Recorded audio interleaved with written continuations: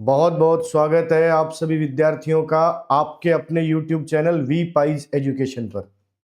एक बार फिर हम आ गए हैं लाइव लेकर। जैसा कि आपसे वादा किया था तो वादे को निभाते हुए, क्योंकि वादे को निभाना नियमितता सफलता की सबसे बड़ी कुंजी है। मैंने आपको पिछली सैटरडे लाइव क्लास में कहा था कि नेक्स्ट सैटरडे को लाइव क्लास आएगी। सेकंड चैप्टर ह्यूमन रिप्रोडक्शन, मानव जनन, दूसरा पार्ट एनसीईआरटी का मानव जनन, उसकी लाइव क्लास आएगी। ठीक है, तो उस हिसाब से उस वादे को पूरा करते हुए हम आ गए हैं लाइव।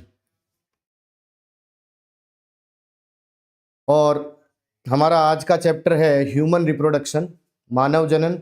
उससे बहुत ही शानदार क्वेश्चन हम लेके आए हैं। सीयूईटी के पॉइंट ऑफ व्यू से इंपॉर्टेंट रहने वाले क्वेश्चन हम लाए हैं, जो कि सीयूईटी के पॉइंट ऑफ व्यू से बहुत इंपॉर्टेंट क्वेश्चन हैं, उनको हम लेकर आए हैं। बहुत शानदार क्वेश्चन। तो जल्दी से जल्दी जुड़ जाइए। सभी विद्यार्थियों से निवेदन है कि फटाफट जुड़ जाइए। आज का हमारा टॉपिक रहने वाला है ह्यूमन रिप्रोडक्शन, यानी मानव जनन। मानव जनन बहुत शानदार चैप्टर है, ठीक है। और एनसीईआरटी बायोलॉजी में सेकंड चैप्टर है, तो बहुत ही अच्छी क्लास रहने वाली है। जल्दी से जल्दी जुड़िए, कमेंट कीजिए। आप तक वीडियो ऑडियो क्लियर आ रहा है? कमेंट कीजिए।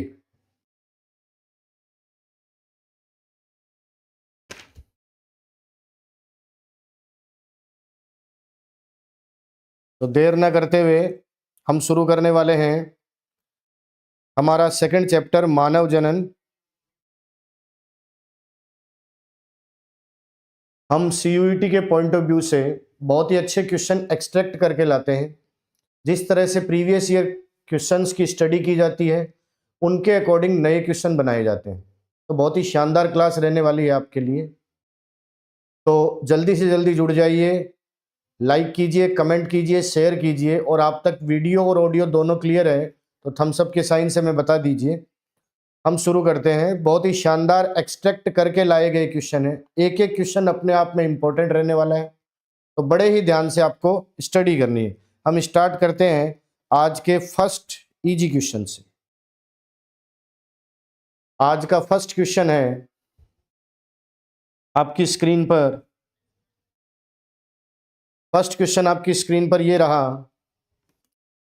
The scrotum helps in maintaining the low temperature of the testis at. वृषण कोश वृषणों के कम तापमान को बनाए रखने में मदद करता है। कितना तापमान कम रखता है ये बताना है। पहले बात तो इस क्वेश्चन से ही एक क्वेश्चन और तैयार हो रहा है कि वृषण कोश का मुख्य कार्य क्या है, what is the main function of scrotum. तो सीधी सी बात है, टेम्परेचर को मेंटेन रखना। अब हमें बताना है कि टेम्परेचर कितना मेंटेन रखना है। फर्स्ट ऑप्शन में दिया है 1 to 1.5 degree centigrade. Second option में दिया है 2 to 2.5 डिग्री सेंटीग्रेड। और आप जब एनसीईआरटी की स्टडी करोगे तो उसमें क्लियरली लाइन लिखी हुई है कि 2 to 2.5 degree centigrade lower than body temperature. Scrotum, हम आपके लिए डायग्राम लेकर आए हैं। ये डायग्राम है। ऐसे डायग्राम की क्लास आप अगर इस चैप्टर को इन डिटेल पढ़ना चाहते हो, पूरे डेप्थ में स्टडी करना चाहते हो, डायग्राम्स की प्रैक्टिस करना चाहते हो, डायग्राम्स जो कि बायोलॉजी की बैकबोन होती है उनकी प्रैक्टिस करना चाहते हो, तो वी पाइज एजुकेशन के यूट्यूब चैनल पर एक प्लेलिस्ट है क्लास 12th बायोलॉजी। उसमें पूरा चैप्टर नंबर सेकंड पार्ट्स में भी है और साथ ही साथ वन शॉट में भी पूरा वीडियो पड़ा है। वहाँ पर आप स्टडी कर सकते हो। इस तरह के डायग्राम्स की पूरी प्रैक्टिस करवाई गई है। मैं आपको यहाँ बता देता हूँ।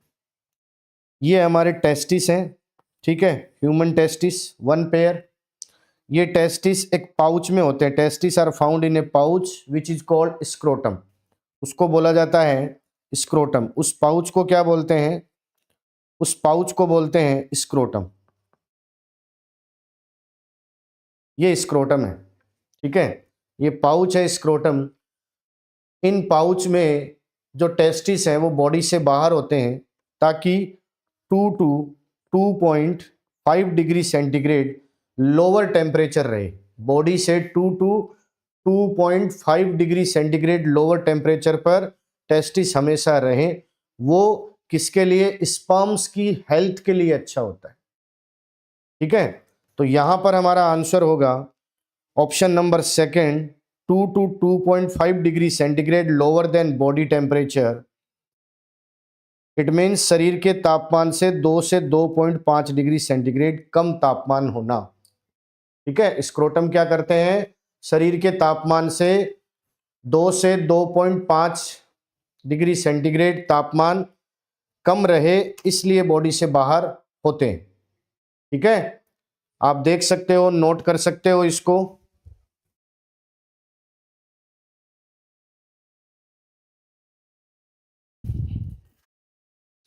अगले क्वेश्चन पर चलते हैं। Next question, question number 2। Each testis have 250 compartment called. हर एक टेस्टिस में 250 मतलब प्रत्येक वृषण में लगभग 250 कक्ष होते हैं, जिन्हें कहा जाता है, उन कक्षों को क्या कहा जाता है ये बताना। ठीक है, फर्स्ट ऑप्शन दिया है सेमनीफेरस ट्यूब्यूल, शुक्रजनक नलिकाएं। सेकंड दिया है टेस्टिकुलर लोब्यूल, वृषण पालिकाएं। थर्ड दिया रेटे टेस्टिस, वृषण जालिकाएं। फिर दिया वास इफरेंसिया, शुक्रवाहिका।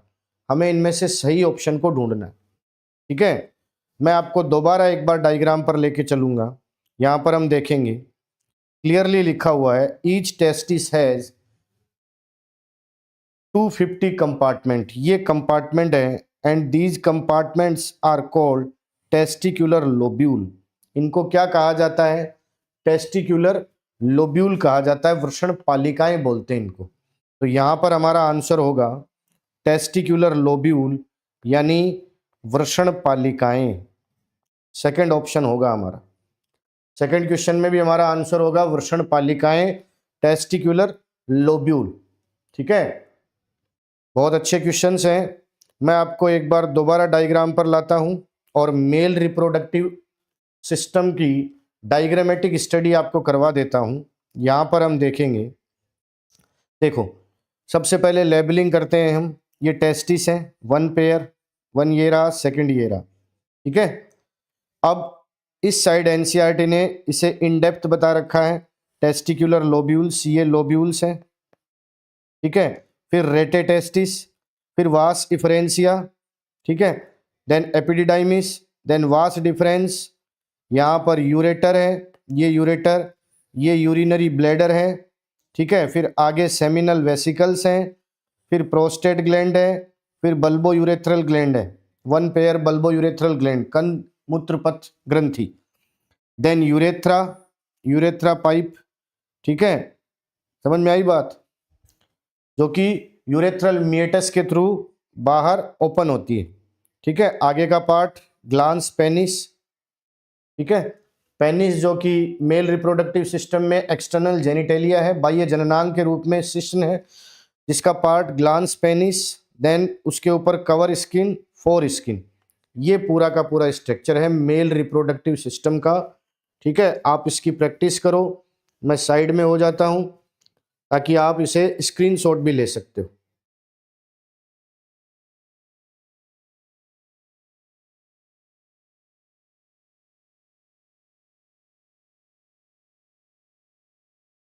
ठीक है, अब आगे चलते हैं अगले क्वेश्चन पर।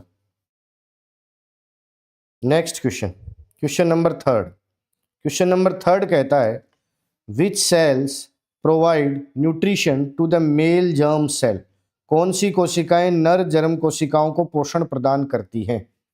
पहला option Leydig cell, second interstitial cell, then Sertoli cell, then spermatogonia. यानी लीडिंग कोशिकाएं, अंतराली कोशिकाएं, सर्टोली कोशिकाएं या शुक्राणुजन। हमें बताना है कौन सी कोशिकाएं हैं जो नर जर्म कोशिकाएं या मेल जर्म सेल को न्यूट्रिशन प्रोवाइड करवाती है, पोषण प्रदान करती है। ठीक है, तो यहां पर सीधा सा आसान सा आंसर है सर्टोली सेल। थर्ड आएगा सर्टोली सेल्स। सर्टोली कोशिकाएं जो हैं वो मेल जर्म सेल को पोषण प्रदान करती है, सर्टोली कोशिकाएं।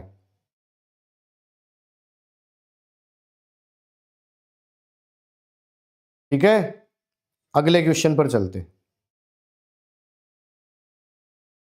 Next question, Leydig cell found in the interstitial space.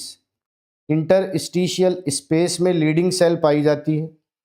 Secret, वो क्या सीक्रेट करती है? अंतराली अवकाश में पाई जाने वाली लीडिंग कोशिकाएं किसका स्राव करती हैं? किसका स्राव करती हैं? ठीक है, फर्स्ट ऑप्शन हमें दिया है estrogen, then progesterone, then androgen, then oxytocin. ये चार ऑप्शन हमें दिए हैं, oestrogen, progesterone, androgen, oxytocin.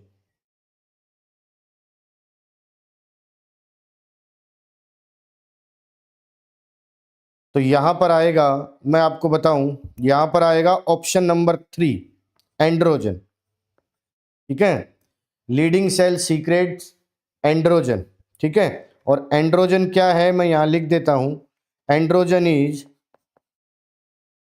Testicular. Androgen is testicular hormone. Androgen एक टेस्टिक्यूलर हार्मोन है भैया। एंड्रोजन क्या है? टेस्टिक्यूलर हार्मोन है, ये आपको ध्यान होना चाहिए। ठीक है, तो यहां पर आएगा option number 3, androgens testicular hormone. Then आते हैं क्वेश्चन नंबर 5 पर, बहुत अच्छा क्वेश्चन है, इंपॉर्टेंट क्वेश्चन में आता है, arrange the following in the correct sequence of sperm transport. Sperm transport का करेक्ट सीक्वेंस बताना है हमको, यानी शुक्राणु परिवहन के सही क्रम को बताना है। सही क्रम निम्नलिखित में से व्यवस्थित करो। फर्स्ट दिया है यहां पर रेटेटेस्टिस, देन बी एपिडिडाइमिस, सी वास इफरेंसिया, डी वास डिफरेंस। हमें ऑर्डर को फॉलो करना है, ध्यान रखना। इसके ऑर्डर की बात करें तो स्टार्टिंग से अगर ऑर्डर लें तो इसका ऑर्डर होता है seminiferous tubules, seminiferous tubules, then rete testis, rete testis, ठीक है, देन वासा इफरेंसिया,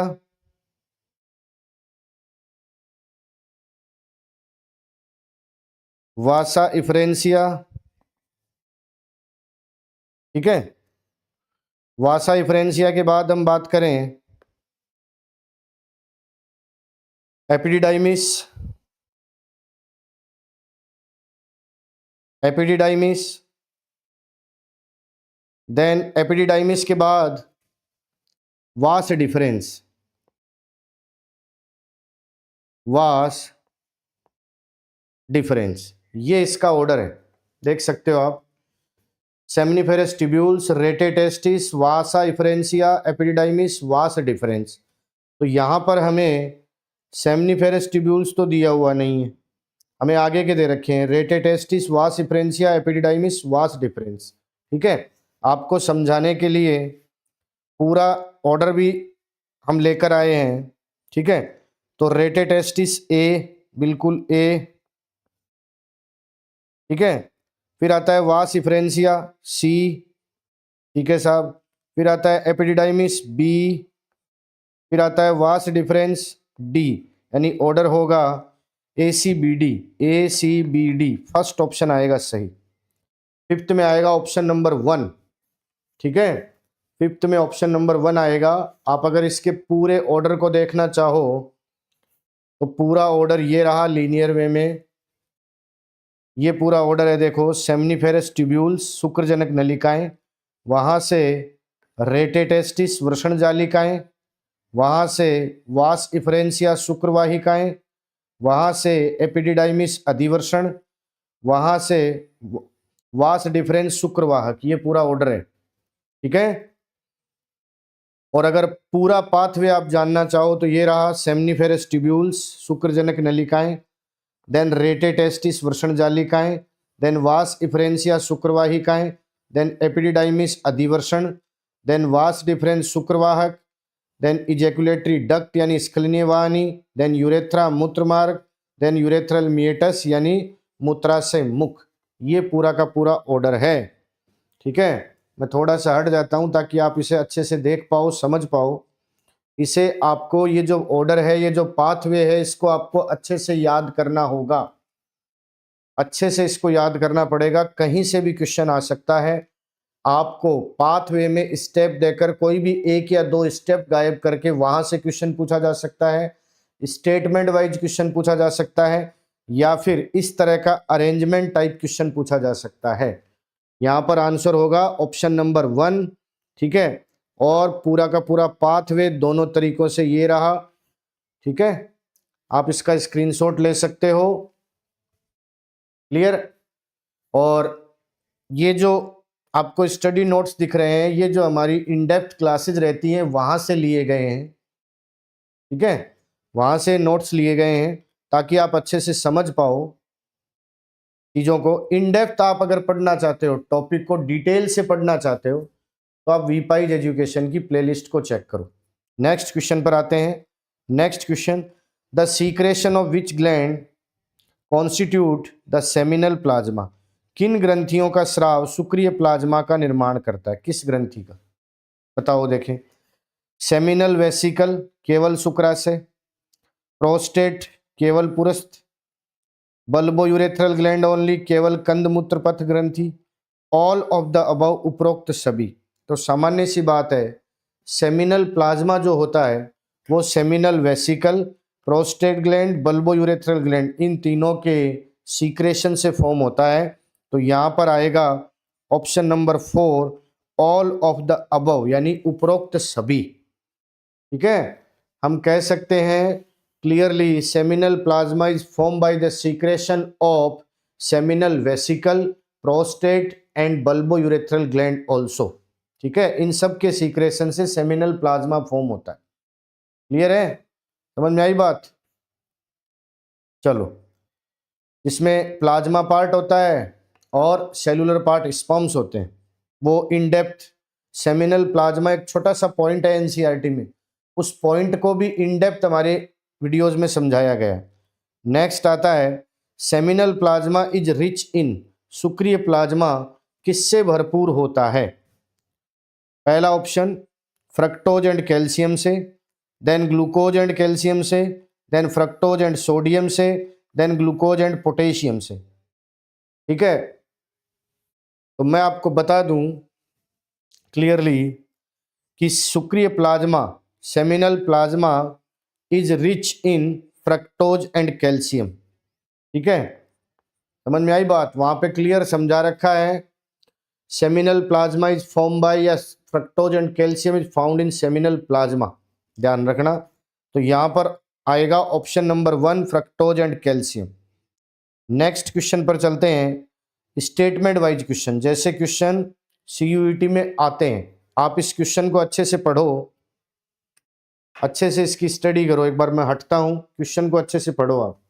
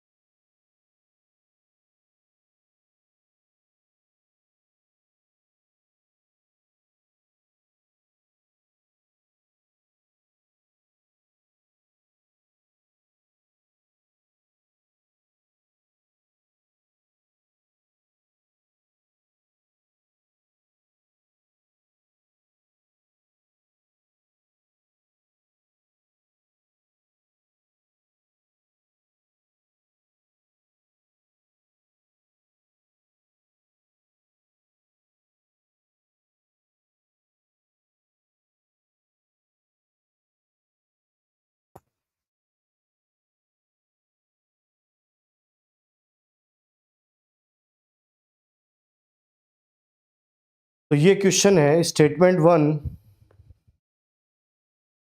वन में दिया गया है the human male ejaculate 200 to 300 million sperms during coitus, अर्थात मानव नर मैथुन के दौरान 20 से 30 करोड़ शुक्राणु स्खलित करता है।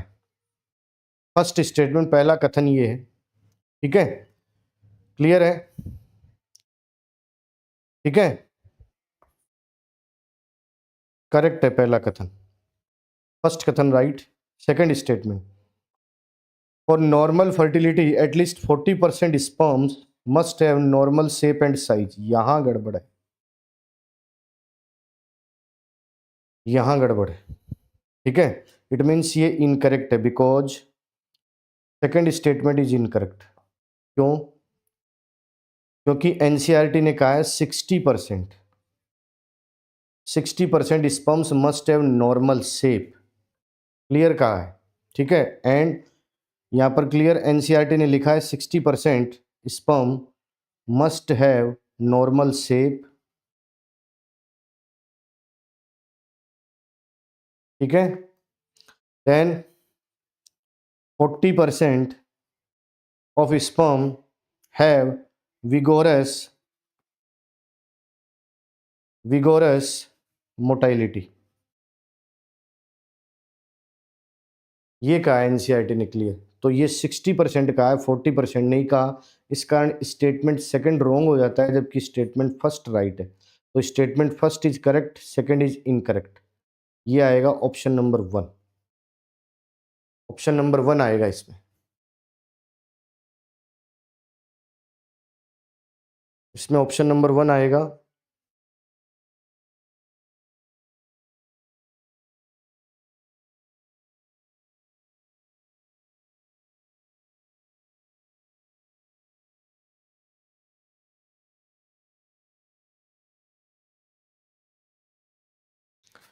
चलो नेक्स्ट क्वेश्चन पर चलते हैं।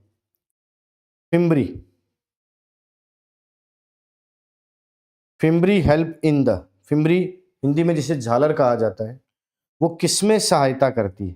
झालर किसमें सहायता करती है? फर्स्ट ऑप्शन दिया है फर्टिलाइजेशन यानी निषेचन में, सेकंड इम्प्लांटेशन यानी अंतरोपण में, third collection of ovum after ovulation यानी अंडोत्सर्ग के बाद अंडाणु के संग्रह में, देन स्पर्म ट्रांसपोर्ट यानी शुक्राणु परिवहन में।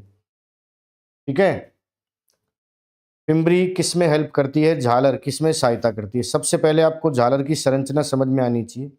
इसके लिए हमें जाना होगा मादा जनन तंत्र या फीमेल रिप्रोडक्टिव पार्ट पर। क्लियर है? इसे मैं जूम करके दिखाता हूँ। ये पार्ट है पूरा, ये फेलोपियन ट्यूब है, ये फेलोपियन ट्यूब। इस फेलोपियन ट्यूब के 3 पार्ट हैं। This part is called infundibulum कीपक, देन एम्पुला तुम्बिका, देन स्थमस संकीर्ण पथ। क्लियर? ये जो पार्ट है विच इज कॉल्ड फिम्बरी, झलरी, इसको फिम्बरी या झलरी बोलते हैं। इसका कार्य पूछा है हमें। ठीक है, इसका कार्य हमें पूछा है इस क्वेश्चन में। तो इसका कार्य क्या होता है? ये क्या करती है, जो ओव्यूलेशन होता है, ठीक है, जो एग रिलीज होते हैं उनको कलेक्ट करने का काम करती है ताकि वो आगे पास हों। क्लियर है? उनको कलेक्ट करती है, ये कलेक्ट करके आगे की तरफ पास करती। तो यहाँ पर option number 3 collection of ovum after ovulation यानी अंडोत्सर्ग के बाद अंडाणु का संग्रह इसका प्रमुख कार्य होता है। Option number 3 is right for this question. इस क्वेश्चन के लिए ऑप्शन नंबर 3 जो है वो सही। ठीक है, अब चलते हैं अगले क्वेश्चन पर। ये मादा जनन तंत्र है पूरा। ठीक है, नेक्स्ट क्वेश्चन है the wall of the uterus has 3 layer. ठीक है, गर्भाशय की जो दीवार है उसमें 3 परतें होती हैं। The middle thick layer of smooth muscle is, बीच की जो थिक मोटी लेयर है जिसमें कि स्मूथ यानी चिकनी पेशियां पाई जाती हैं, उसे क्या कहते हैं? ये पूछ रहा है। तो यहाँ आप यूट्रस की स्ट्रक्चर की स्टडी कर सकते हैं। ये आपका यूट्रस है, ये यूट्रस है, ठीक है। ये यूटेराइन केविटी है, ये इसके लेयर दिखाए गए हैं। Inner most layer is called endometrium, जिसको हिंदी में गर्भाशय अंतःस्तर कहते हैं। Then middle layer is called myometrium, middle layer को मायोमेट्रियम कहते हैं, ठीक है, जिसमें सॉफ्ट मसल्स होती हैं। और outer most layer is called perimetrium, सबसे बाहर का स्तर क्या कहलाता है? पेरीमेट्रियम कहलाता है। ये तीन स्तर है, endometrium inner most, middle myometrium, then outer most perimetrium. ये तीन स्तर हैं यूट्रस के यानी गर्भाशय के। क्लियर है? तो इसने मिडल पूछा है, the wall of the uterus has 3 layer, the middle thick layer of smooth muscle is, middle layer कौन सी है भैया? Myometrium. Middle layer is myometrium, गर्भाशय पेशी स्तर, ठीक है। गर्भाशय का पेशी स्तर जो है वो मिडल लेयर है, ध्यान रखना इस बात का। क्लियर है? नेक्स्ट चलते हैं क्वेश्चन नंबर 11 पर। Question number 11, which layer of the uterus undergoes cyclical changes during the menstrual cycle? मतलब कौन सी लेयर है जिसमें मेंस्ट्रुअल साइकिल के दौरान यानी आर्तव चक्र के दौरान गर्भाशय की किस परत में चक्रीय परिवर्तन होते हैं? तो मायोमेट्रियम में होते हैं क्या? पेरीमेट्रियम में होते हैं क्या? एंडोमेट्रियम में होते हैं क्या? हमें बताना है कौन सा है। तो ध्यान रखना, जो आर्तव चक्र या मेंस्ट्रुअल साइकिल है उसके दौरान यूट्रस की जो वॉल है, ठीक है, उसमें कौन सी परत है? उसमें मायोमेट्रियम है। कौन सी है? सॉरी मायोमेट्रियम नहीं, सॉरी एंडोमेट्रियम।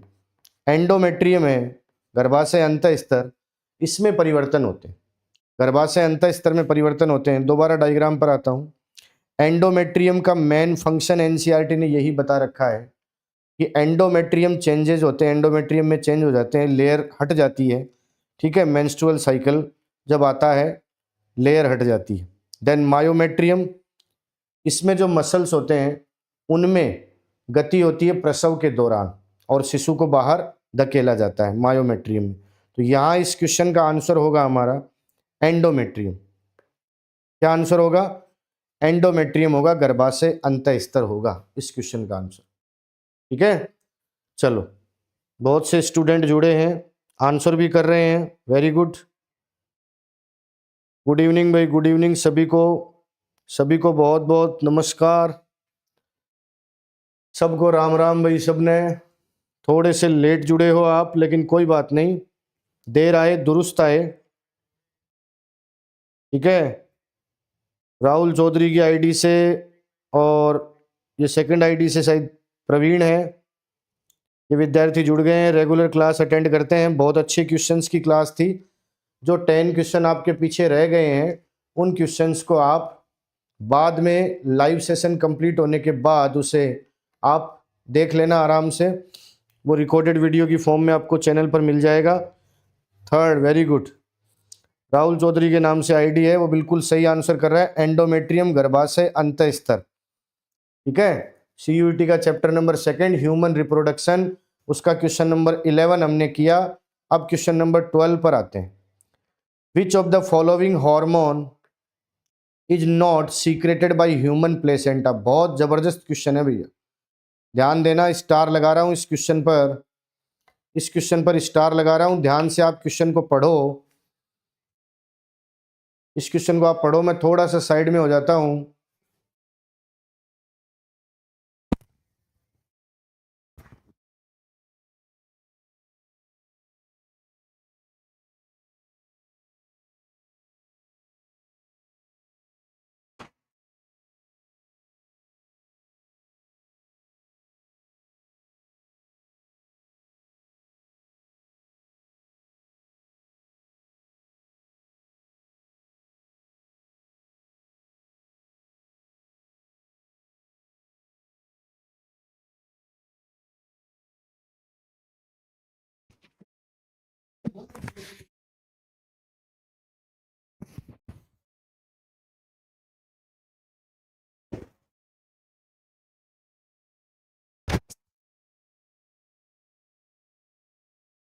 तो आपने क्वेश्चन को देखा होगा, बिल्कुल आंसर आ रहे हैं। बहुत बढ़िया, बहुत बढ़िया, बहुत बढ़िया। स्टूडेंट्स मैसेजेस के जरिए कन्वर्जेशन कर रहे हैं, बहुत अच्छी बात है। आपके पीछे जो क्वेश्चन रह गए इस लाइव सेशन से, वो क्वेश्चन आप रिकॉर्डेड क्लास से देख लेना बाद में, जब इसका वीडियो आ जाए चैनल पर। अभी लाइव आप जुड़ गए हो क्वेश्चन नंबर 12 से। बहुत शानदार क्वेश्चन है। Which of the following hormone is not secreted by human placenta, यानी मानव में कौन से हार्मोन हैं जो अपरा द्वारा स्रावित नहीं होते, अपरा से स्रावित नहीं होते, वो हार्मोन कौन से हैं, ये बताना है। बहुत ही शानदार क्वेश्चन है, बहुत जबरदस्त क्वेश्चन है, ध्यान रखना इस बात का। ह्यूमन प्लेसेंटा रिलीज 4 हार्मोन, ध्यान देना इस बात का। ह्यूमन की जो प्लेसेंटा है वो 4 हार्मोन मोस्टली एनसीईआरटी ने मेंशन कर रखे हैं, ध्यान रखना इस बात का। मैं यहाँ पर लिखता हूँ उन हार्मोन के बारे में। एस्ट्रोजन, एस्ट्रोजन बिल्कुल एनसीईआरटी ने दे रखा है। देन प्रोजेस्ट्रोजन दे रखे हैं, प्रोजेस्ट्रोजन दे रखे हैं। देन HCG दे रखा है। HCG की फुल फॉर्म है human chorionic gonadotropin, human chorionic gonadotropin. Then एक हार्मोन और दे रखा है HPL, सॉरी HPL, ठीक है। फुल फॉर्म उसकी ह्यूमन प्लेसेंटल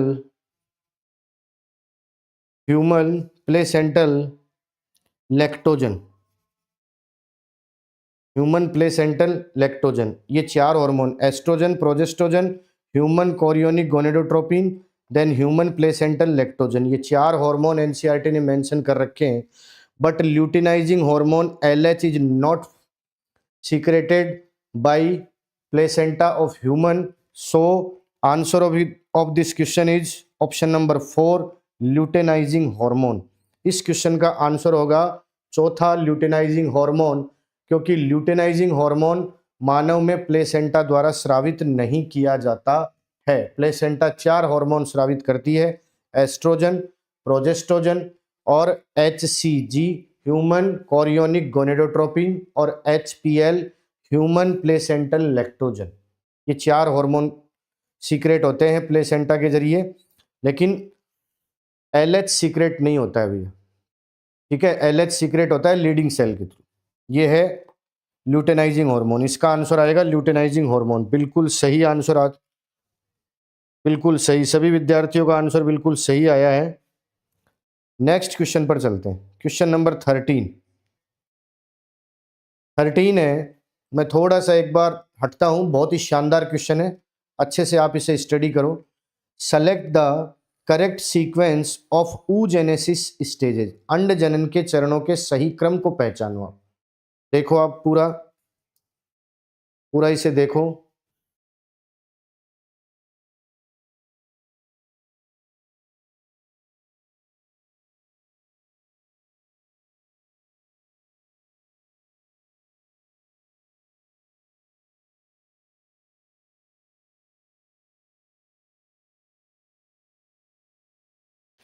ठीक है, अब देखते हैं, देखो। oogonia, primary oocyte, secondary oocyte, then ovum. oogonia primary oocyte, secondary oocyte, then ovum, ठीक है। सेकंड ऑप्शन आता है प्राइमरी oocyte, प्राथमिक oocyte, oogonia, secondary oocyte, then ovum. Third option oogonia, secondary oocyte, primary oocyte, ovum. Fourth option ovum, secondary oocyte, primary oocyte, oogonia। ये हमें दिया गया है, ठीक है। तो यहाँ हम देखेंगे, सबसे पहले फॉर्म होते हैं oogonia, देन फॉर्म होते हैं प्राइमरी oocyte, देन फॉर्म होते हैं सेकेंडरी oocyte, और सेकेंडरी oocyte से फॉर्म होते हैं ओवम। क्लियरली मैं आपको दिखा दूं, हम इस डायग्राम के जरिए, एनसीईआरटी का डायग्राम है, इसके जरिए देख सकते हैं क्लियरली। देखो, हम इस डायग्राम को देख सकते हैं।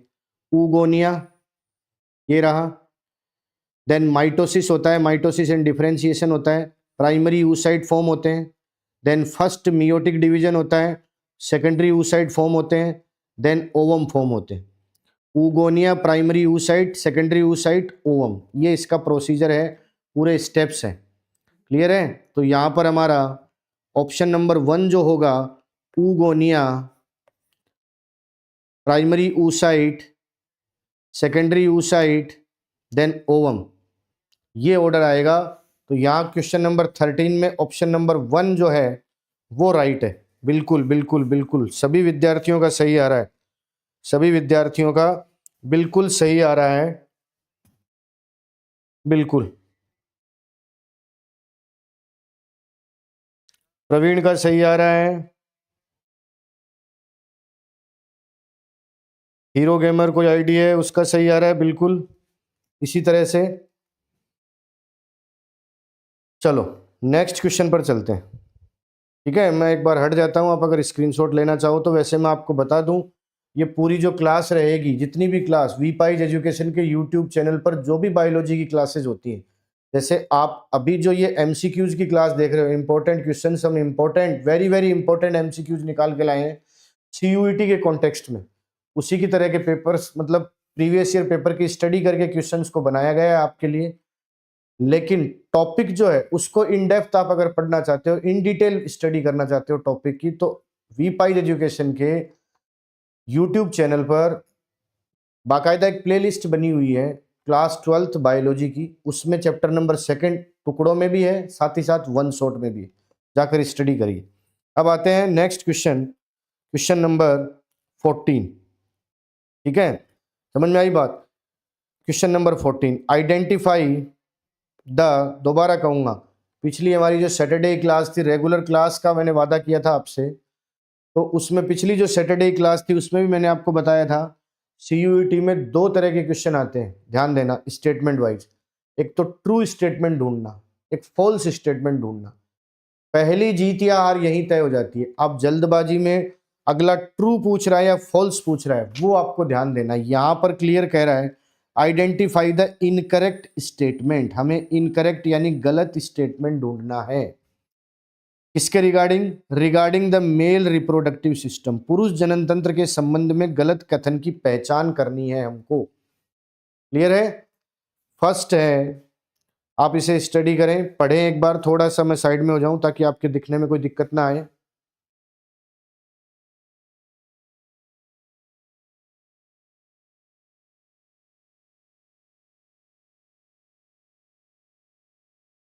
स्टडी करके आप क्वेश्चन नंबर डाल के ऑप्शन डालिए।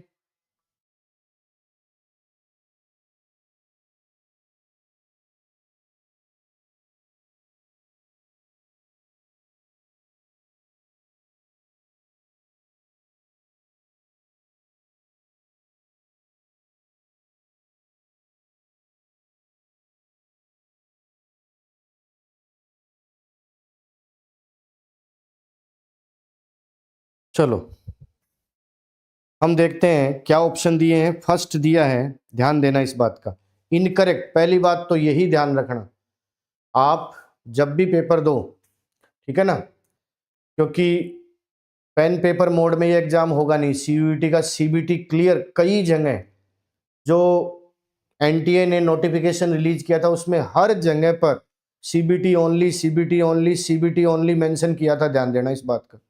तो कंप्यूटर बेस्ड होगा, हड़बड़ाहट में आपको गलती नहीं करनी है। आपको अगर अपनी ड्रीम यूनिवर्सिटी में जाना है तो हड़बड़ाहट नहीं रखनी है, ठीक है ना।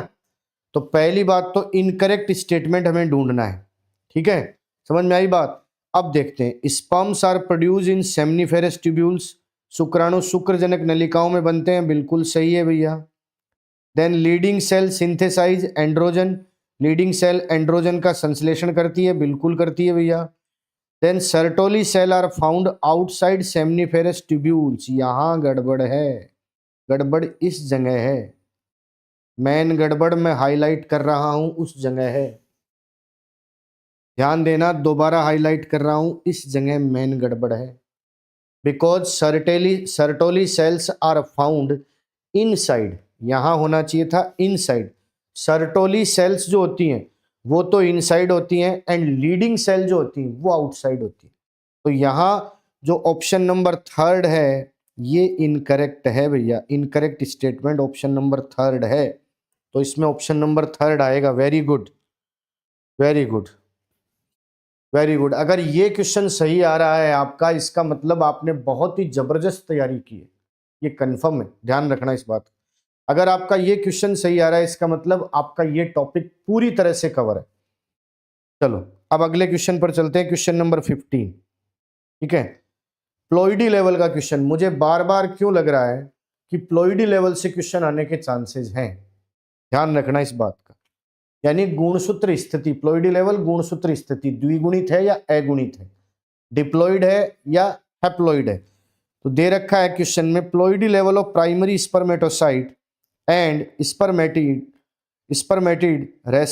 Respectively is. प्राथमिक शुक्राणु कोशिका और शुक्राणु प्रसू की गुणसूत्र स्थिति क्रम से क्या है, ये बताना है। ठीक है, सबसे पहली बात, हमें किस किस का क्रम, यहां पर क्रम भी ध्यान रखना। हमें पहले किसका लेना है, पहले लेना है प्राइमरी स्पर्मेटोसाइट यानी प्राथमिक शुक्राणु कोशिका। देन हमको लेना है स्पर्मेटिड यानी शुक्राणु प्रसू, इसको लेना है शुक्राणु प्रसू को। पहला प्राथमिक शुक्राणु कोशिका और दूसरा स्पर्मेटिड या शुक्राणु प्रसू को लेना है। तो हमें प्लॉइडी लेवल चेक करना है। प्राथमिक शुक्राणु कोशिका जो होती है वो डिप्लॉइड होती है, ठीक है, वो डिप्लॉइड होती है।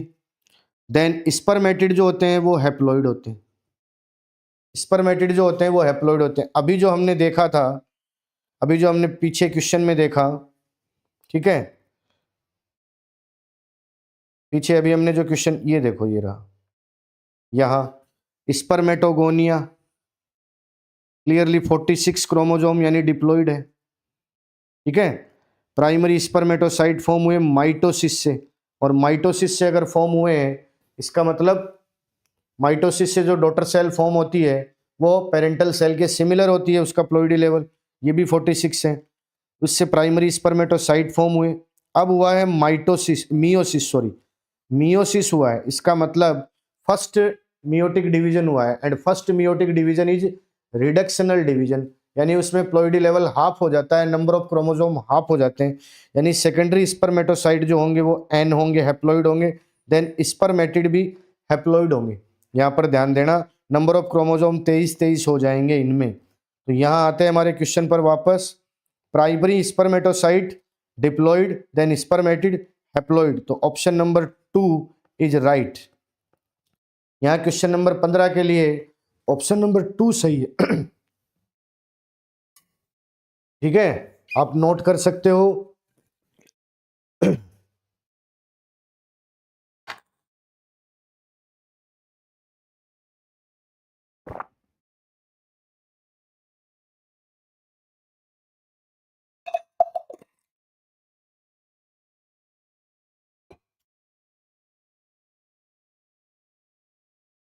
चलो अब आते हैं क्वेश्चन नंबर 16 पर। oogenesis से क्वेश्चन है। ड्यूरिंग oogenesis द प्राइमरी, बहुत जबरदस्त क्वेश्चन है। During oogenesis the primary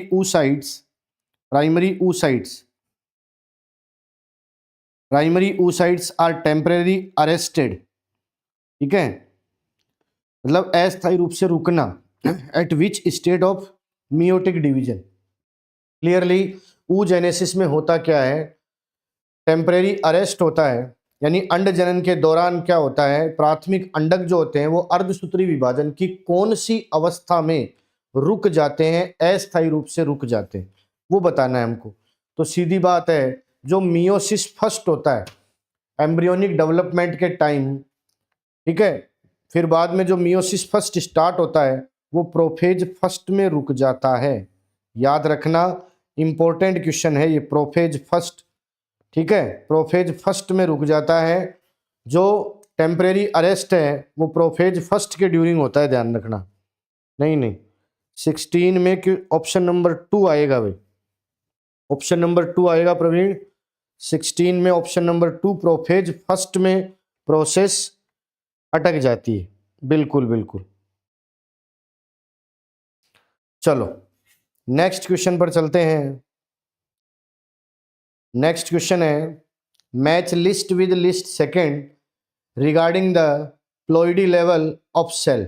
cell के प्लॉइडी लेवल के अकॉर्डिंग सेल्स का प्लॉइडी लेवल हमें बताना है, यानी कोशिकाओं का जो गुणसूत्र स्तर है उसके संबंध में सूची 1 और सूची 2 को सुमेलित करना है हमको।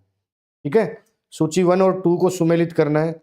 लिस्ट 1 में हमें सेल्स दी हुई हैं, लिस्ट 1 में हमें सेल दी हुई है, यहाँ पर ये सेल्स दी हैं। Spermatogonia, spermatogonia, secondary spermatocyte, primary oocyte, spermatid. Clear है। सामने इसका प्लॉइडी लेवल दिया है, हैप्लॉइड, डिप्लॉइड, डिप्लॉइड, हैप्लॉइड। हमें कौन सा मैच कर रहा है उसको मैच करना है और फिर आंसर करना है, ध्यान देना इस बात का क्लियरली। ठीक है, समझ में आई बात। आप देखो, देखें एक बार, मैं हटता हूं, पूरा क्वेश्चन देखो आप।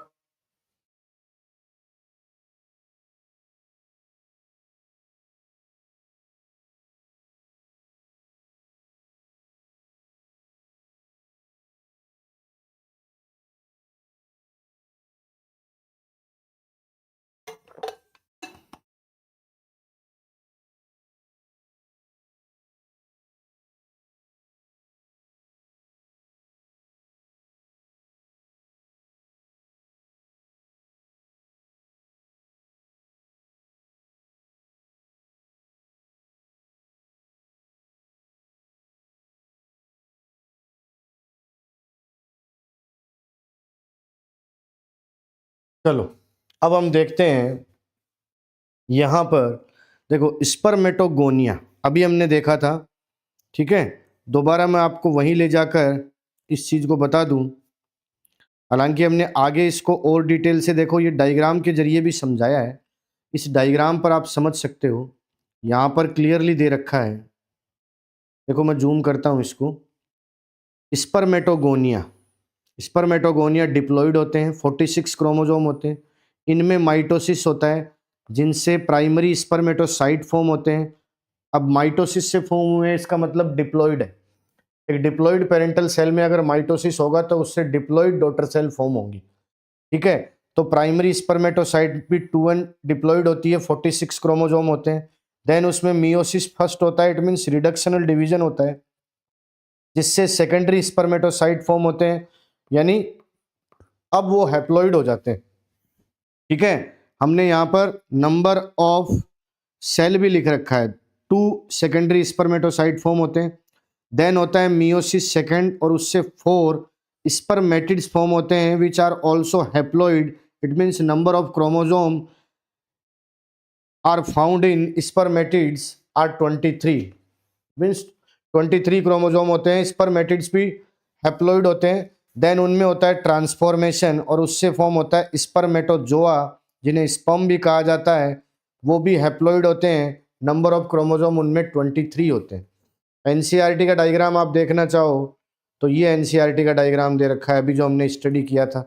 स्पर्मेटोगोनिया, देन प्राइमरी स्पर्मेटोसाइट दोनों diploid, then secondary spermatocyte haploid, then spermatid haploid, then spermatozoa haploid. तो हम क्वेश्चन पर वापस आते हैं और देखते हैं मैच करवाकर, ध्यान से देखना, इसको मैच करवाएंगे भैया। स्पर्मेटोगोनिया सबसे पहली बात डिप्लॉइड है, स्पर्मेटोगोनिया डिप्लॉइड है। ठीक है, then secondary spermatocyte, secondary spermatocyte haploid है। देन प्राइमरी oocyte, ठीक है, प्राइमरी oocyte, प्राइमरी oocyte की बात करोगे तो प्राइमरी oocyte भी डिप्लॉइड है। देन स्पर्मेटिड हैप्लॉइड है।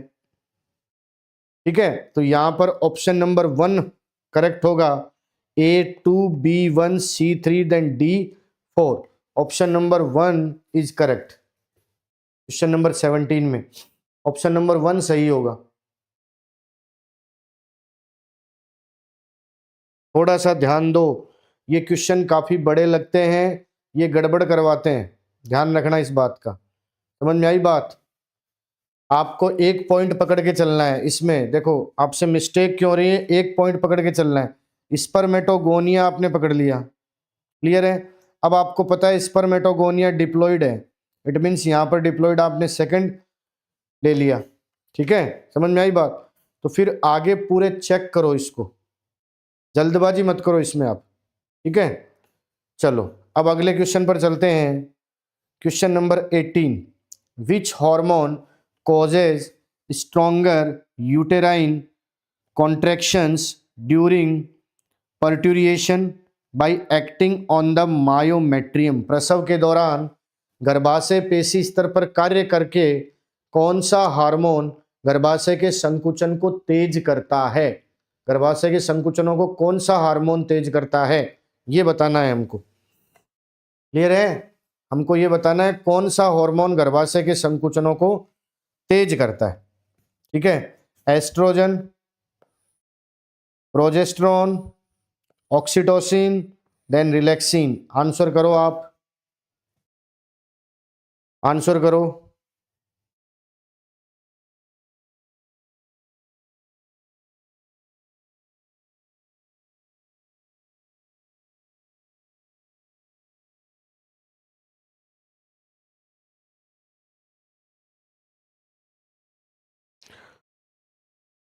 चलो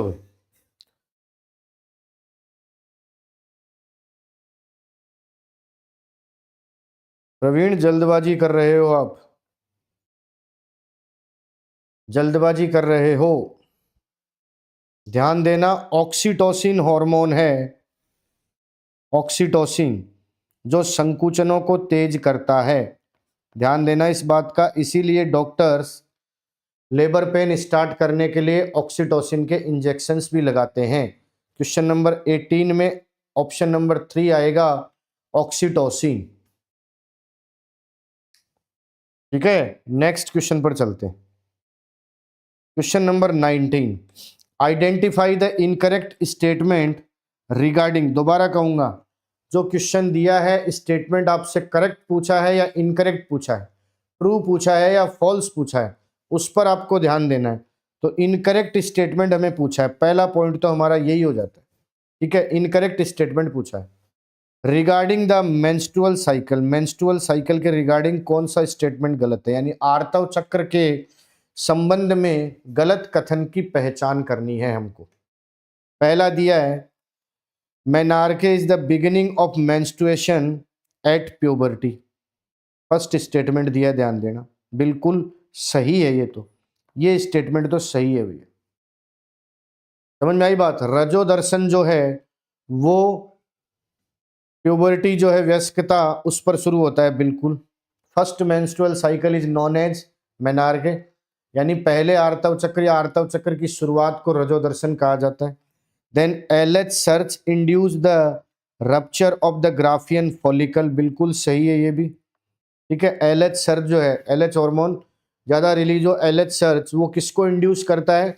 ग्राफियन फॉलिकल, ग्राफियन पुट्टक को फटने में प्रेरित करता है, बिल्कुल सही है भैया। चलो, then progesterone is essential for the maintenance of endometrium, बिल्कुल गर्भाशय के जो अंत स्तर है उसको मेंटेन रखने में जो प्रोजेस्टेरोन हार्मोन है वो बहुत आवश्यक होता है, सही है बिल्कुल। Then fourth, the follicular phase is also known as the secretory phase. Secretory phase, ये गड़बड़ हो गई, यहां गड़बड़ हो गई भैया, समझ रहे हो बात को आप? मतलब सीक्रेटरी फेज फॉलिक्यूलर फेज को ना बोलकर ल्यूटियल फेज को बोला जाता है, इसको बोलते हैं luteal phase. Luteal phase is also known as the secretory phase. तो ऑप्शन नंबर 4 इनकरेक्ट है, ऑप्शन नंबर 4 जो है वो इनकरेक्ट है, बिल्कुल बिल्कुल। अब की बार सही आ रहा है प्रवीण का, ऑप्शन नंबर 4 जो है वो इनकरेक्ट है। अब आते हैं क्वेश्चन नंबर 20 पर। Question number 20, which of the following is the structural and functional. दोबारा कहूंगा, स्टार लगा लेना भैया इस क्वेश्चन पर, आप बार बार कहूंगा इस क्वेश्चन पर स्टार लगा लेना। एनसीईआरटी में क्लियरली लाइन लिखी हुई है, ये ध्यान देना इस बात का। Which of the following is the structural and functional unit between the developing embryo and the maternal body. निम्नलिखित में से कौन सा विकसित हो रहे भ्रूण और मातृ शरीर के बीच संरचनात्मक एवं कार्यात्मक इकाई है?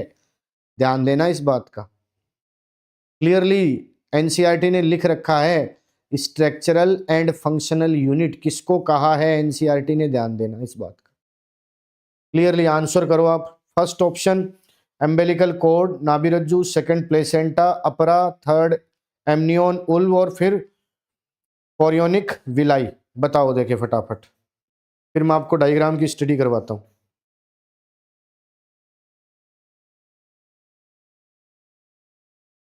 ट्वेंटी में आओ।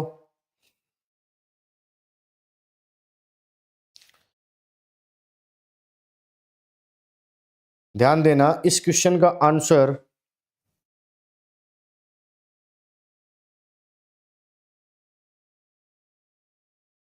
इस क्वेश्चन का जो आंसर है वो है प्लेसेंटा अपरा। प्लेसेंटा यानी अपरा, वेरी गुड वेरी गुड। अपरा placenta is the structural and functional unit between the developing embryo and maternal body. ध्यान रखना इस बात का, एनसीईआरटी ने क्लियर लिख रखा है। डायग्राम के जरिए हम देख लेते हैं, ये डायग्राम है, ठीक है। इस डायग्राम को हम समझ लेंगे तो यहाँ पर हम देखेंगे एनसीईआरटी ने यहाँ लेबल कर रखा है प्लेसेंटल विलाई,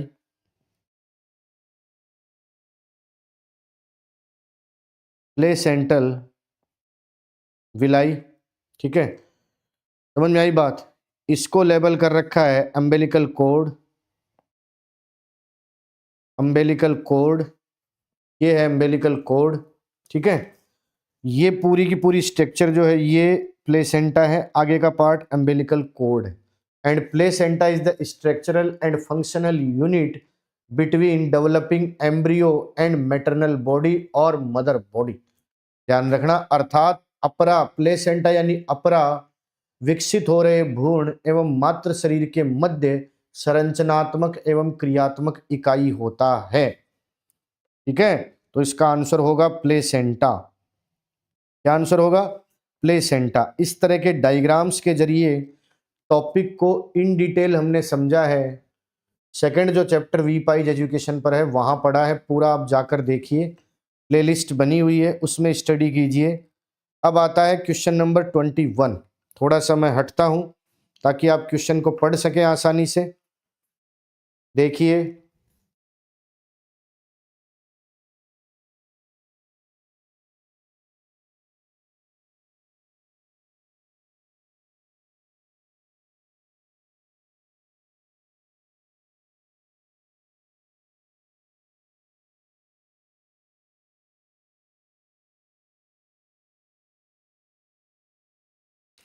चलो, यहां पर दो स्टेटमेंट दिए हैं, ठीक है। दो स्टेटमेंट दिए। फर्स्ट स्टेटमेंट दिया है, statement first, LH act as the Leydig cell and stimulate synthesis of androgen. Clear है। Then statement second, FSH act on the Sertoli send and stimulate spermatogenesis. Hindi में अगर मैं कहूँ, आपको पता है कि ये जो MCQs की क्लास होती है बाइलिंगुअल होती है, इंग्लिश और हिंदी दोनों में, ताकि सभी विद्यार्थियों को फायदा रहे, ठीक है। हाँ बिल्कुल, आंसर आने लग गए हैं, बिल्कुल बिल्कुल। स्टेटमेंट फर्स्ट, LH लीडिंग कोशिकाओं पर कार्य करता है और एंड्रोजन के संश्लेषण को उत्तेजित करता है, बिल्कुल सही है। देन FSH सर्टोली कोशिकाओं पर कार्य करता है और शुक्राणु जनन को उत्तेजित करता है, ये भी सही है। अर्थात पहला ऑप्शन आएगा, बोथ स्टेटमेंट्स आर ट्रू, दोनों कथन सत्य हैं, दोनों कथन सत्य हैं, क्योंकि दोनों LH, याद रखना LH के L से लीडिंग सेल, आपको इतना याद रखना है, ठीक है। LH के L से, और FSH के S से, F से S से सर्टोली सेल, ये याद रखना, ये कंफ्यूज करता है, ठीक है। LH के L से लीडिंग सेल, देन FSH के S से सर्टोली सेल। तो बोथ स्टेटमेंट्स आर ट्रू, दोनों कथन सत्य हैं, फर्स्ट एंड सेकंड। अब आते हैं नेक्स्ट क्वेश्चन पर, question number 22। oogenesis is initiate during. oogenesis कब स्टार्ट होता है? अंड जनन जो है उसकी शुरुआत कब होती है? अंड जनन की शुरुआत कब होती है? ध्यान रखना, कब होती है? यौवनारंभ पर, जन्म के समय, भ्रूणीय विकास चरण के दौरान, या रजोदर्शन यानी मेनार्के पर? आंसर करो।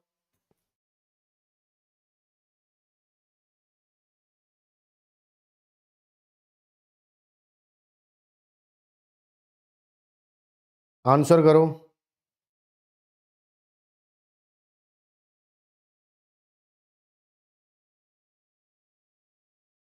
तो ध्यान देना। हाँ बिल्कुल आंसर आ रहा है, बिल्कुल बिल्कुल बिल्कुल ध्यान देना। यहाँ पर आंसर होगा एम्ब्रियोनिक डेवलपमेंट स्टेज यानी भ्रूणीय विकास चरण के दौरान। ठीक है, मैं आपको बता दूं, ऊजेनेसिस, ऊजेनेसिस याद रखना। ठीक है, ऊजेनेसिस स्टार्ट्स कब शुरू होता है? एट एम्ब्रियोनिक डेवलपमेंट स्टेज यानी भ्रूणीय विकास चरण के दौरान। ठीक है, एंड कब होता है इसका? एंड कब होता है? Approximate 50 year and above 50 year, 50 और 50 अबव ईयर।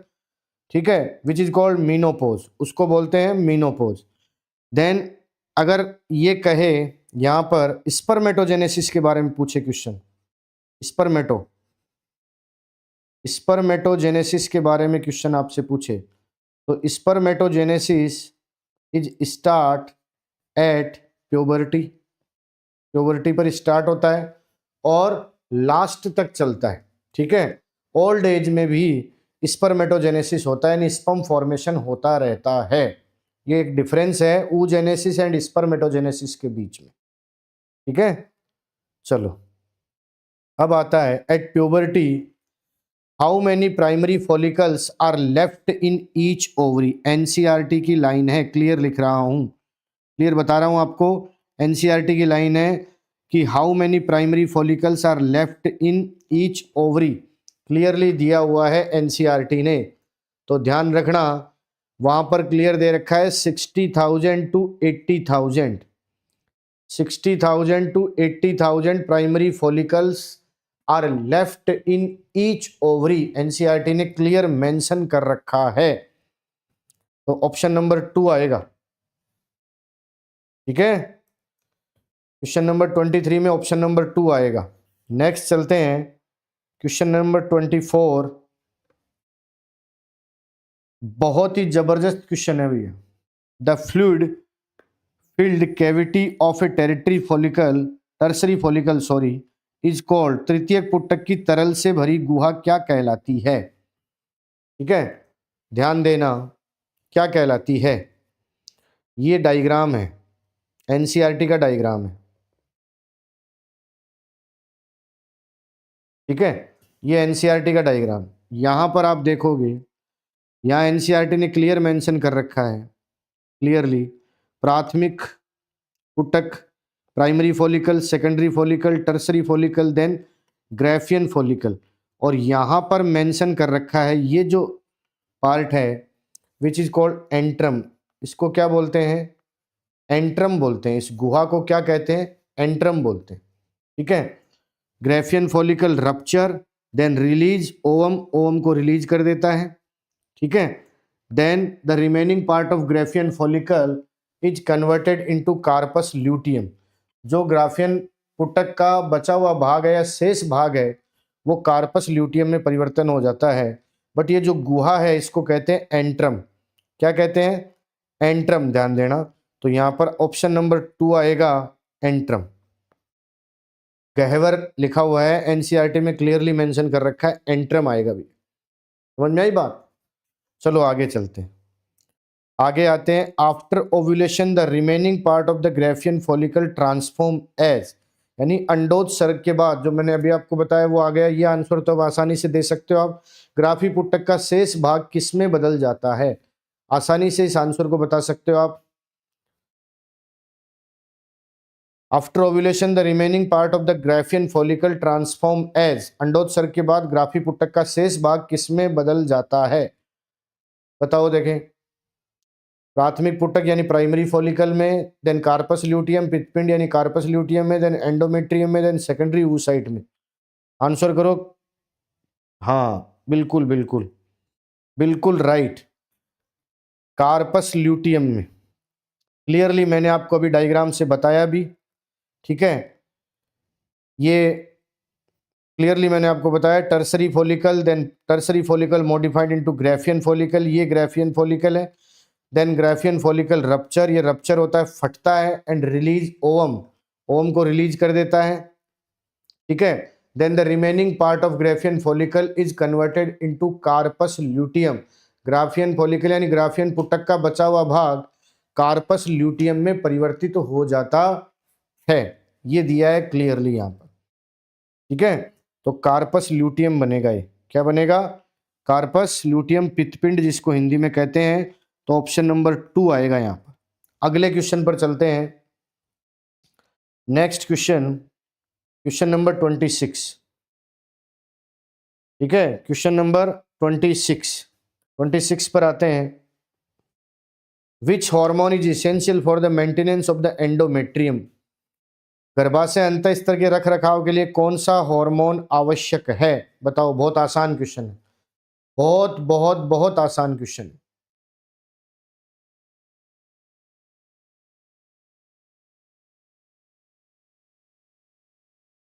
बताओ। एंड्रोजन और estrogen, FSH follicle stimulating hormone, then LH luteinizing hormone, then progesterone, progesterone. कौन सा आंसर आएगा इसमें?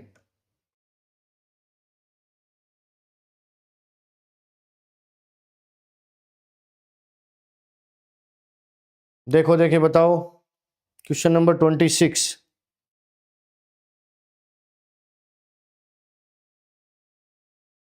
अभी अभी हमने इसको डिस्कस भी किया था।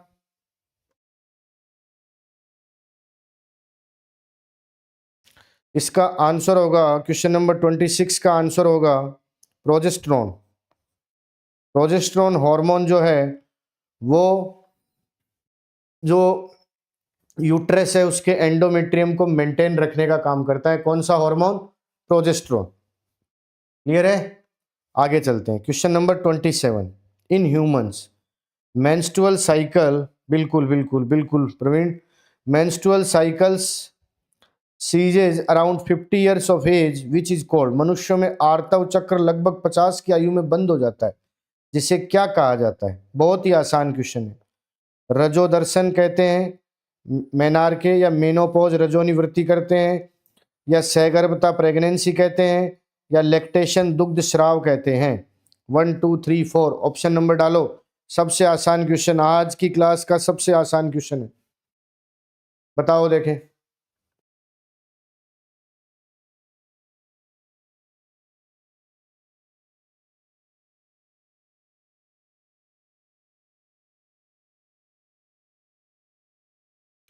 आसान सा क्वेश्चन है, बताओ। तो उसको रजोनिवृत्ति या मीनोपॉज बोला जाता है, मीनोपॉज बोलते हैं, बिल्कुल बिल्कुल सेकंड सही है। चलो नेक्स्ट क्वेश्चन पर आते हैं। Fertilization in human usually takes place in, बहुत अच्छा क्वेश्चन है, स्टार लगाऊंगा इस क्वेश्चन के, ध्यान देना, ये क्वेश्चन बड़ा इंपॉर्टेंट है। स्टार क्यों लगा रहा हूं? मनुष्यों में निषेचन कहाँ होता है? और बहुत से विद्यार्थियों को दिमाग में आता है वेजाइना योनि या गर्भाशय यूट्रस, जल्दबाजी में गड़बड़ कर जाते हैं। जबकि निषेचन कहाँ होता है वो हम डायग्राम के जरिए समझेंगे, ठीक है। ये रहा हमारा फीमेल रिप्रोडक्टिव सिस्टम का डायग्राम। देखो होता क्या है, ये फीमेल रिप्रोडक्टिव सिस्टम का डायग्राम है, मैंने इसको जूम कर दिया। यहाँ स्पर्म रिलीज होते हैं क्लियरली, और मूव करते हुए आगे की तरफ मूव करते हैं। और ये जो एग रिलीज हुए, ये एग भी मूव करेगा आगे की तरफ यहाँ। और जब ये एम्पुला यानी तुम्बिका क्षेत्र में दोनों एक साथ पहुंचेंगे, यहाँ एग पहुंचा और यहीं स्पर्म पहुंचा, तभी फर्टिलाइजेशन होगा।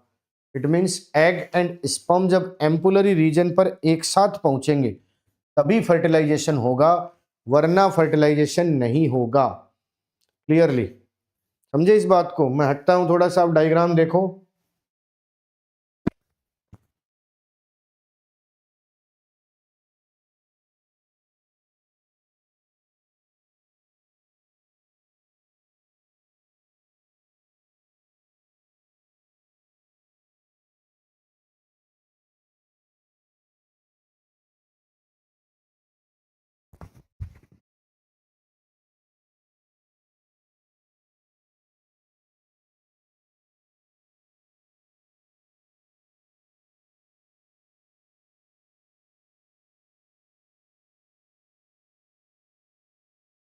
तो जब हम मतलब एग और स्पर्म दोनों एम्पुलरी रीजन यानी एम्पुलर रीजन पर एक साथ पहुंचेंगे तभी फर्टिलाइजेशन होगा, क्लियरली मेंशन किया है एनसीईआरटी ने। तो यहाँ पर हमारा आंसर होगा, ठीक है, यहाँ पर हमारा आंसर होगा ampullary region of fallopian tube यानी अंडवाहिनी की तुम्बिका क्षेत्र। अंडवाहिनी का तुम्बिका क्षेत्र जो है वहां पर ही निषेचन आमतौर पर होता है, ठीक है, समझ में आई बात।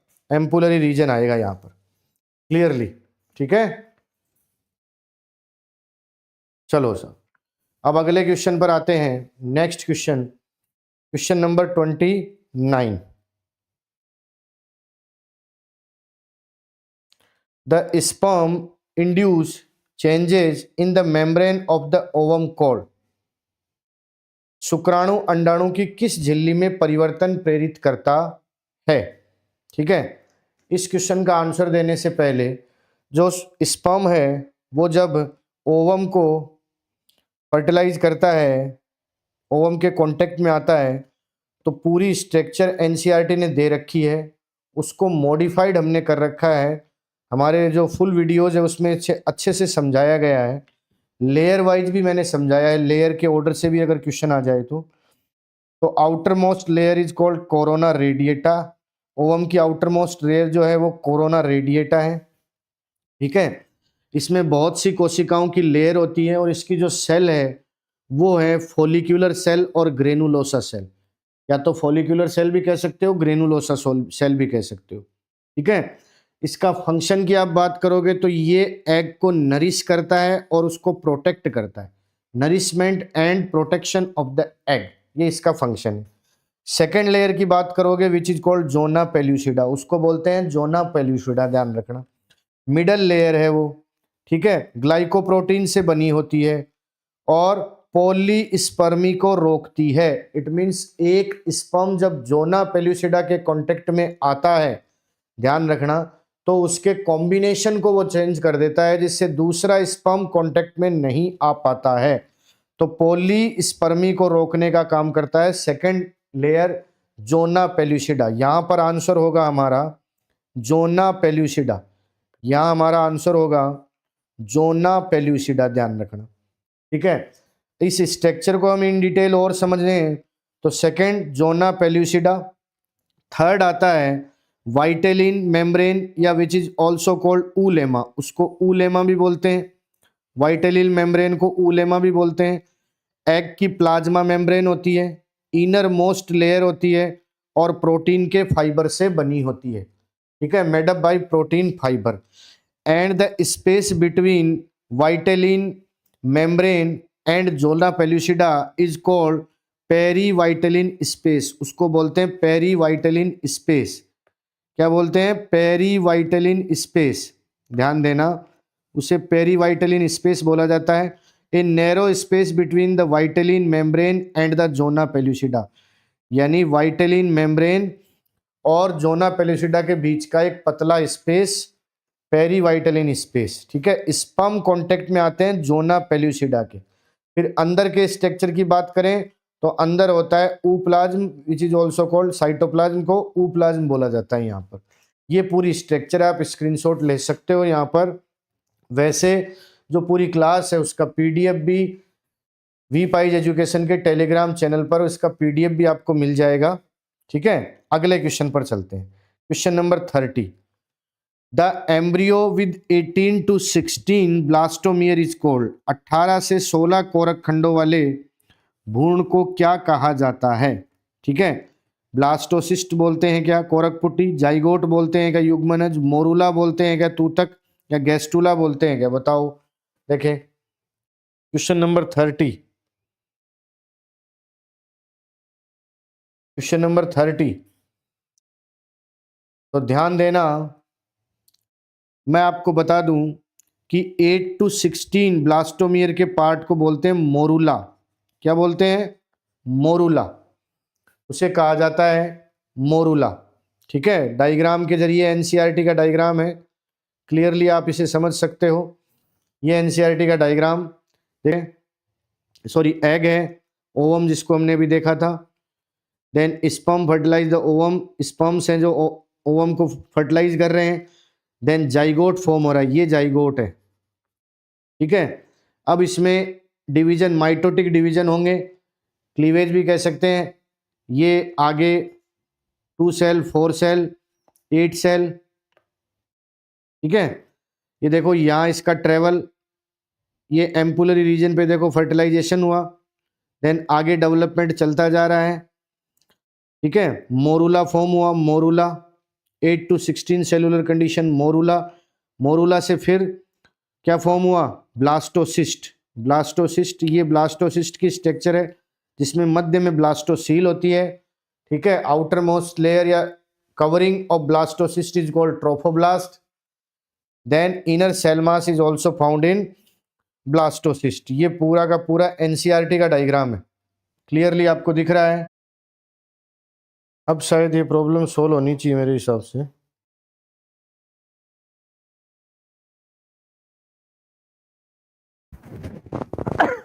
सॉरी, अब प्रॉब्लम सोल्व हो गई है, हम क्लास को आगे कंटिन्यू करते हैं। हम आते हैं क्वेश्चन नंबर 31 पर।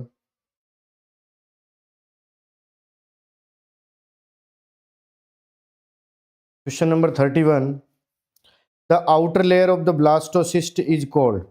ब्लास्टोसिस्ट की जो आउटर लेयर है उसे क्या कहते हैं? कोरक पुटी की जो बाह्य परत है उस बाह्य परत को क्या कहा जाता है?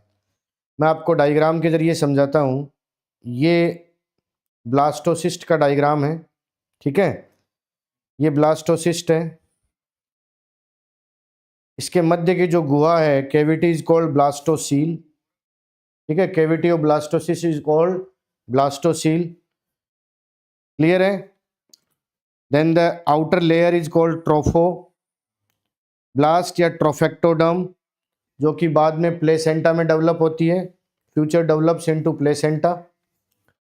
देन इनर सेल मास, ये इनर सेल मास पार्ट है which is developed into embryo, यहाँ पर क्लियर लिखा है फ्यूचर एम्ब्रियो, ठीक है। ये ब्लास्टोसिस्ट का डायग्राम है, अलग से आपके यहाँ एनसीईआरटी ने जो दे रखा है ये ब्लास्टोसिस्ट का डायग्राम है, क्लियरली इसको हमने अलग से ड्रॉ किया है आपको समझाने के लिए, ठीक है। जो वी पाइज पर पूरे वीडियोस पड़े उसमें इस तरह से डायग्राम्स की हेल्प से पूरे टॉपिक को समझाया गया है, ठीक है। तो वहाँ हमारा आंसर होगा क्वेश्चन नंबर 31 में, आंसर होगा ट्रोफोब्लास्ट। आंसर इज ट्रोफोब्लास्ट, जिसे हिंदी में पोष कोरक कहा जाता है, ठीक है। अब आते हैं next question, question number 32, which hormone is produced in woman only during pregnancy. बहुत अच्छा क्वेश्चन है ये भी, एनसीईआरटी में क्लियर दिया है इसलिए स्टार लगाऊंगा यहाँ पर। कौन सा हार्मोन महिलाओं में केवल सगर्भता के दौरान उत्पन्न होता है, ठीक है। कौन सा हार्मोन है सगर्भता के दौरान? तो ध्यान देना, यहाँ HCG अभी हमने देखा था, human chorionic gonadotropin, then HPL human placental lactogen. ये दोनों हार्मोन जो हैं, फिर और भी हार्मोन है बट यहाँ ऑप्शन के अकॉर्डिंग हमारे दो हैं, HCG एंड HPL। ये दोनों हार्मोन जो है वो सगर्भता के दौरान प्रेगनेंसी के ड्यूरिंग उत्पन्न होते हैं, तो यहाँ पर ऑप्शन नंबर 3 आएगा, ऑप्शन नंबर 3 आएगा भैया। नेक्स्ट क्वेश्चन पर चलते हैं, question number 33, match list 1 with list second. Hormone and organ को मैच करना है, सूची 1 और सूची 2 को मिलान करना है। सूची 1 में हार्मोन दिए हैं कौन कौन से, HCG human chorionic gonadotropin, relaxin, oxytocin, then androgen, ये चारों हार्मोन हैं। देन सेकंड लिस्ट में ग्लैंड दिए हैं, ग्रंथियां, अंग दिए हैं, pituitary gland, placenta, ovary, testis. ये मैच करना है हमको। आप देखिए क्वेश्चन को,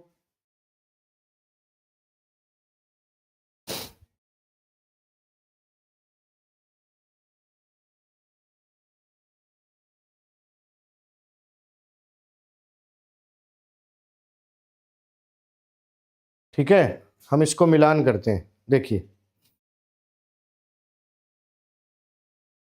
यहाँ पर HCG human chorionic gonadotropin placenta का हार्मोन है।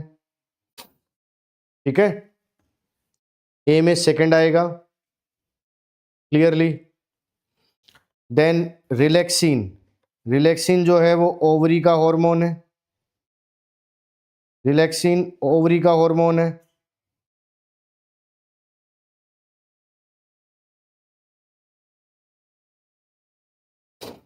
ठीक है, देन ऑक्सीटोसिन, ऑक्सीटोसिन जो है वो पिट्यूटरी ग्लैंड का हार्मोन है। देन एंड्रोजन, एंड्रोजन टेस्टिस का हार्मोन है। तो यहाँ पर ऑप्शन नंबर फर्स्ट जो है वो सही है, ए second, B third, C1, D4। ठीक है, क्लियरली देख सकते हो आप।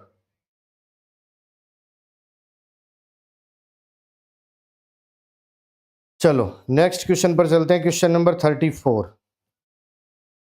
क्वेश्चन नंबर 34 पर आते हैं। Appearance of hair on the head is usually observe during which month, सिर पर बालों का आना आमतौर पर किस महीने में देखा जाता है। गर्भ में जो शिशु है उसमें सिर पर बाल कौन से महीने में आते हैं। फर्स्ट दिया है सेकंड मंथ, देन सेकंड दिया है थर्ड मंथ, देन थर्ड दिया है फिफ्थ मंथ, देन फोर्थ दिया है नाइन्थ मंथ। तो इसका आंसर आएगा fifth month.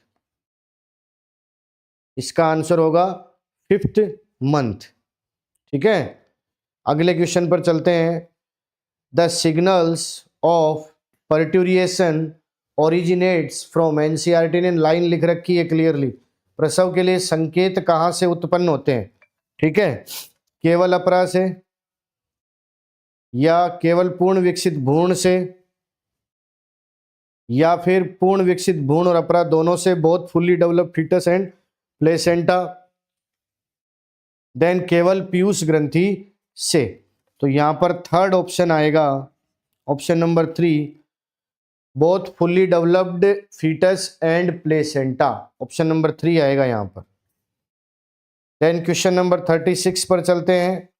In the absence of fertilisation the corpus luteum degenerates into, important question है भैया।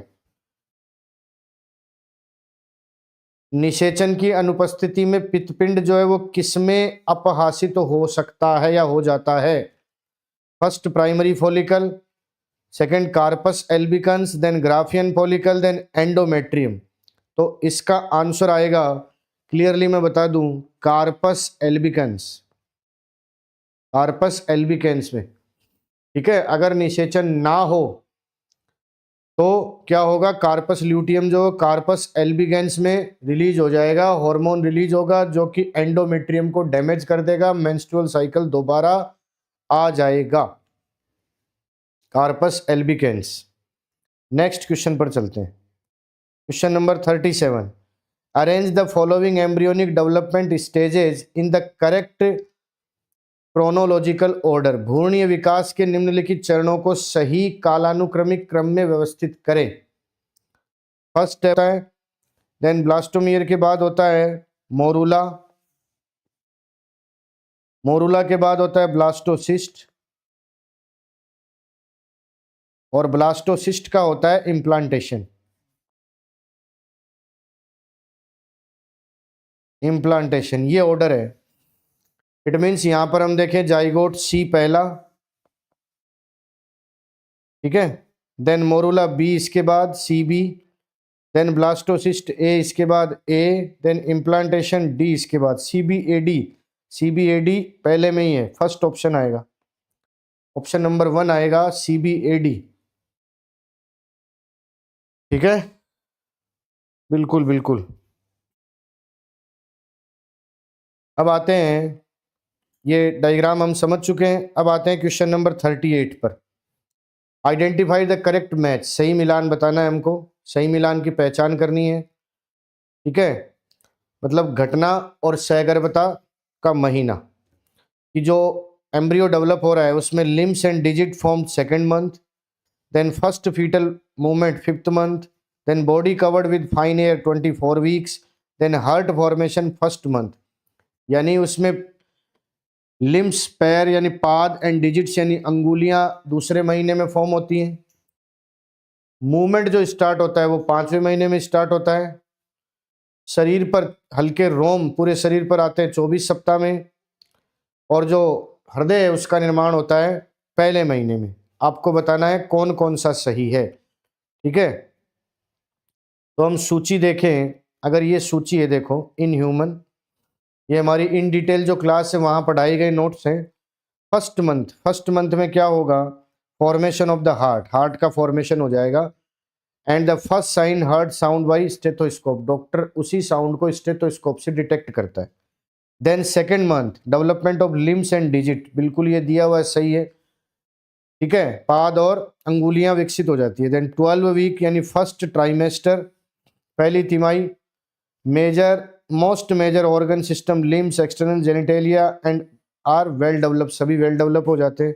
Then 5th month first observe foetal movement, 5वें महीने में फीटल मूव करना स्टार्ट कर देता है। देन 24 वीक्स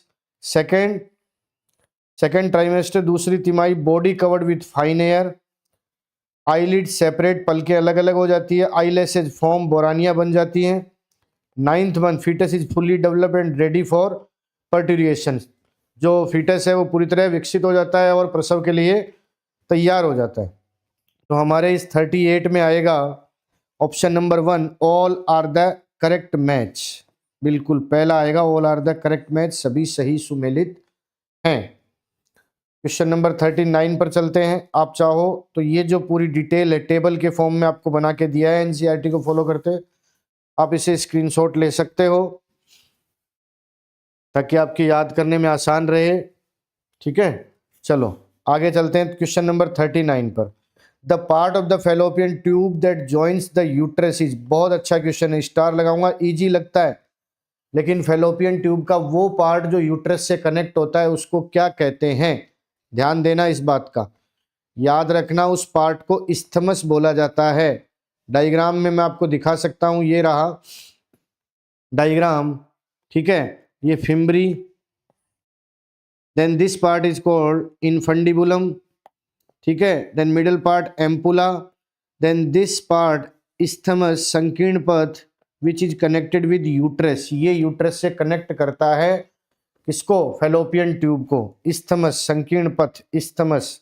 तो ऑप्शन नंबर 3 जो है वो इसके लिए राइट है, ठीक है। चलते हैं अगले क्वेश्चन पर, क्वेश्चन नंबर 40, आज का last question. Which structure form the birth canal, कौन सी संरचना जन्म नाल बनाती है, एनसीईआरटी ने दे रखा है, लाइन दे रखी है भैया, ध्यान रखना, समझ में आई बात। कौन सी संरचना, वेजाइना, यूट्रस, योनि या गर्भाशय, नहीं, ठीक है, सर्वाइकल कैनाल प्लस वेजाइना, ग्रीवा नाल प्लस योनि, ये बिल्कुल सही है, यही मिलकर बर्थ कैनाल या जन्म नाल बनाते हैं। तो क्वेश्चन नंबर 40 में ऑप्शन नंबर 2 इज राइट। ये थे आज की हमारी जो क्लास, इंपॉर्टेंट एमसीक्यूज की क्लास थी, उसके इंपॉर्टेंट क्वेश्चंस, ठीक है। ये है आपका अपना यूट्यूब चैनल वी पाइज एजुकेशन, जिस पर आपको स्पेशली बायोलॉजी का कंटेंट मिलता है।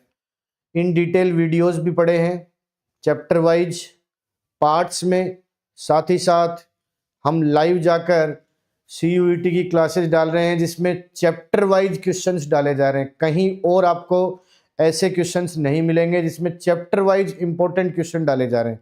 उसके बाद पूरे के पूरे सिलेबस की मैराथन क्लास भी लाएंगे, बीच में यूनिट वाइज भी मैराथन क्लास लेकर आएंगे, ताकि आप जब एग्जाम में जाओ तो इतना क्वेश्चन बैंक आपके पास तैयार हो कि आपकी जो डिजायर्ड यूनिवर्सिटी, आपका जो ड्रीम्ड यूनिवर्सिटी है, वो आपको मिल के ही रहे। ये हम पूरी कोशिश कर रहे हैं। तो आपकी भी ड्यूटी बनती है कि आप चैनल को सब्सक्राइब कीजिए, लाइक कीजिए, शेयर कीजिए, कमेंट कीजिए, और लाइव सेशन का जब भी इंफॉर्मेशन आपको मिलता है, आप अगर चैनल को सब्सक्राइब कर लेते हो, नोटिफिकेशन बेल को ऑन कर लेते हो, तो जब भी लाइव सेशन का नोटिफिकेशन आएगा तो आपको मिलेगा। आप लाइव सेशन से जुड़िए ताकि क्वेश्चन क्लास अटेंड कर पाओ। और हम कोशिश कर रहे हैं कि चैप्टर्स की भी लाइव सेशन स्टार्ट किए जाए, जैसे चैप्टर नंबर 3 स्टार्ट होगा अभी, रिप्रोडक्टिव हेल्थ, जनन स्वास्थ्य, उसको स्टार्ट करेंगे। ठीक है, तो जितना ज़्यादा हो सके चैनल को सब्सक्राइब कीजिए, लाइक कीजिए, आपके अपने दोस्तों में शेयर कीजिए, क्योंकि ये वो चैनल है जिस पर आपको स्पेशली बायोलॉजी का कंटेंट मिलने वाला है। ठीक है, एग्जाम ओरिएंटेड, चाहे आप बोर्ड के स्टूडेंट हो, चाहे आप नीट के स्टूडेंट हो, चाहे आप CUET के हो। तो बहुत बहुत धन्यवाद। मिलेंगे अगले लाइव सेशन में और अगले वीडियो में। बहुत बहुत धन्यवाद। एक चीज़ मैं आपसे और कहना चाहूँगा कि ये वीपाइज एजुकेशन का टेलीग्राम लिंक है, आप इसको स्कैन करके टेलीग्राम चैनल से जुड़ सकते हो, ताकि जो पूरी क्लास हुई है उसका PDF आपको मिलता रहे, पूरी क्लास का PDF मिलता रहे। तो बहुत बहुत धन्यवाद सभी को। राम राम।